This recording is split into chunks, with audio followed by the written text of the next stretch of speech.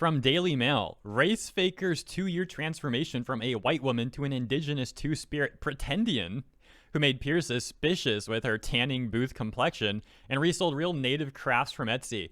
Okay, so let me tell you guys right now, this is actually a legal matter. Like, she apparently broke federal law regarding fraud. This story is actually insane, so I will do my best to summarize it for you. And of course, if you want more details, there's plenty about this online. So allegedly, this fake activist white woman named Kay Leclerc tricked people into thinking that she was an indigenous woman named Nibokamikwe and publicly identified as a non-binary two-spirit individual. By the way, my bad on the pronunciation, that was probably nowhere near correct. Continuing.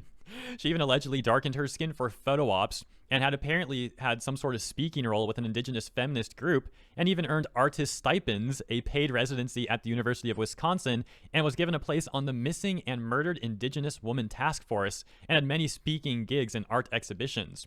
As it turns out, on top of the alleged fraud, she was also allegedly buying actual indigenous art pieces off of Etsy and then attempting to resell them as her own. Furthermore, a poster she made under her fake Native American name was even selected to appear on the Madison Metro Transit. In other words, this faux activist, she tricked numerous institutions and individuals. This is the exact sort of thing that people dislike about faux activism. A lot of people don't have an issue with the actual stances on social issues. The issue is that so many of the most vocal influencers, celebrities, and politicians don't have a genuine care about the issues they claim to care about.